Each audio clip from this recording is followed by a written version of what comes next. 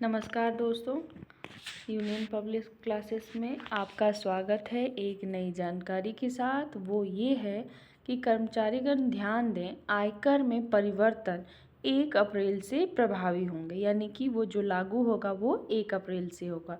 तो वो क्या क्या है, आइए देखते हैं। पहला, 1 अप्रैल को नई वित्तीय वर्ष की शुरुआत के साथ ही आयकर नियमों में कई महत्वपूर्ण बदलाव लागू हो जाएंगे, जिससे पूरे भारत में करदाताओं को राहत मिलेगी। वित्त मंत्री निर्मला सीतारमण द्वारा केंद्रीय बजट 2025 में घोषित किए गए बदलावों का उद्देश्य कर प्रणाली को सरल बनाना और वेतनभोगी कर्मचारियों को लाभ पहुंचाना है। नई कर व्यवस्था के अंतर्गत प्रमुख परिवर्तन। एक महत्वपूर्ण बदलाव कर मुक्त आय सीमा में वृद्धि है। 1 अप्रैल से सालाना 12 लाख रुपए तक की आय वाले व्यक्तियों को अब कोई आयकर नहीं देना होगा, जो कि पिछली सीमा 7 लाख रुपए से अधिक है। इसके अतिरिक्त वेतनभोगी कर्मचारियों को 75,000 रुपये की मानक कटौती यानी कि स्टैंडर्ड डिडक्शन का लाभ मिलेगा, जो कि इससे पहले 50,000 था, जिससे प्रभावी रूप से कर मुक्त आय सीमा 12.75 लाख रुपए हो जाएगी। यह ध्यान रखना महत्वपूर्ण है कि यह छूट पूंजीगत लाभ पर लागू नहीं होती है, जिस पर अलग से कर लगाया जाता रहेगा। तो संशोधित कर स्लैब क्या है, यानी कि जो न्यू कर स्लैब, टैक्स स्लैब है। सरकार ने नई कर व्यवस्था के तहत कर स्लैब में भी संशोधन किया है, जबकि पुरानी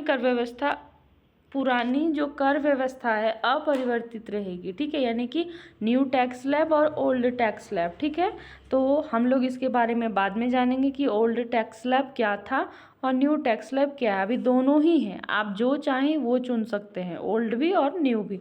न्यू में कुछ इस तरह से है। 4 लाख रुपए तक की आय कर मुक्त यानी टैक्स फ्री। अगर आपकी सालाना इनकम 4 लाख रुपया है तो आपको 1 भी रुपया टैक्स नहीं देना होगा।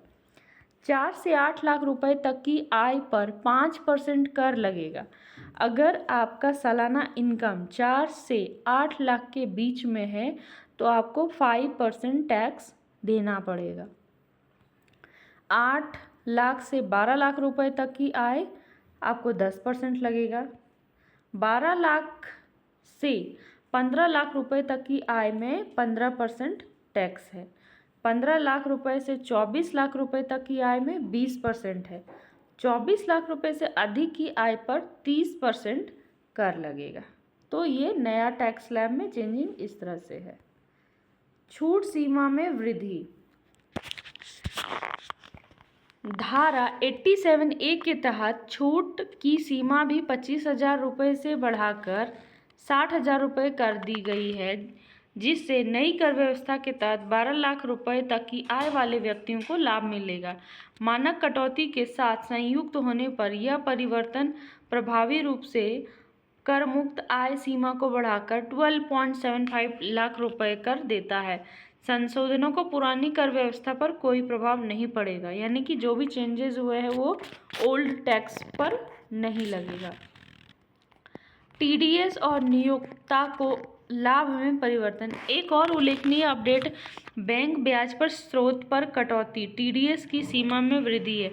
टीडीएस की सीमा 40,000 रुपये से बढ़ाकर 50,000 रुपये कर दी गई है, जिसका अर्थ है कि 50,000 रुपये तक की ब्याज आय पर अब टीडीएस कटौती नहीं होगी। 1 अप्रैल से नियोक्ता द्वारा दिए जाने वाले लाभ और भत्ते अब कर योग्य भत्ते के रूप में वर्गीकृत नहीं किए जाएंगे। इसके अलावा अगर नियोक्ता किसी कर्मचारी या उसके परिवार के लिए विदेश में चिकित्सा उपचार का खर्च वहन करता है तो इस खर्च को कर योग्य लाभ नहीं माना जाएगा।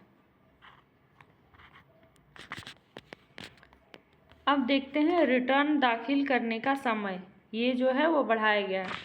करदाताओं के पास अब अपडेटेड आयकर रिटर्न यानी कि ITRU दाखिल करने के लिए 2 साल के बजाय 4 साल का समय होगा। पहले ये 2 साल था, अब 4 साल हो गया। यह विस्तार व्यक्तियों को लंबे समय तक अपने कर दाखिलों में त्रुटियों या चूक को सुधारने की अनुमति देता है। वित्तीय वर्ष 2025-26 के लिए आयकर रिटर्न दाखिल करने संबंधी अद्यतन। आईटीआर फाइलिंग आकलन वर्ष 2025-26 के लिए आयकर रिटर्न दाखिल करना 1 अप्रैल 2025 से शुरू होगा। वेतनभोगी करदाताओं के लिए 31 जुलाई की अंतिम तिथि आईटीआर फाइलिंग 2025 होगी। आकलन वर्ष 2025-26 के लिए आयकर रिटर्न यानी कि जो आईटीआर दाखिल करना है वो 1 अप्रैल 2025 से शुरू होगा।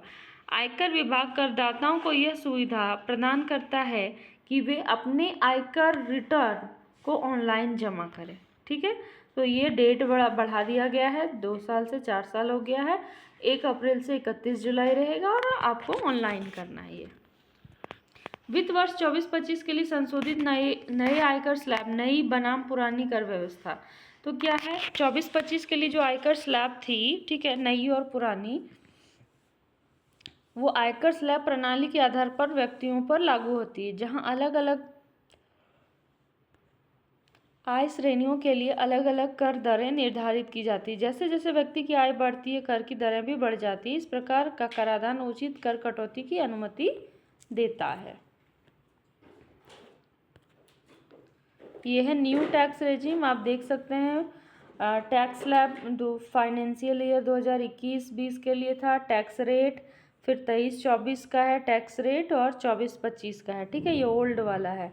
तो ये 20-21 में जो था अप टू 2.5 लाख नील था, 23-24 में अप टू 3 लाख नील था, और 2024-25 में अप टू 3 लाख। ठीक है, जबकि 25 में क्या है, वो बदल गया है, अप टू 4 लैक्स हो गया। और 5% था उसमें बिलो 5, इसमें है बिलो 6 2023-24 में, और 24-25 में 7 लाख है। ठीक है, जबकि जो नया टैक्स अभी जो बिल आया है उसमें 4 से 8 के बीच में है। तो ये इस तरह से है, आप इसको देख सकते हैं। वित्त वर्ष 2024-25 और निर्धारण वर्ष के लिए आयकर स्लैब, यह है कि अलग अलग कर वालों के लिए अलग अलग टैक्स स्लैब है। तो इसमें बस इतना ही था। Thanks for watching. Please like share subscribe.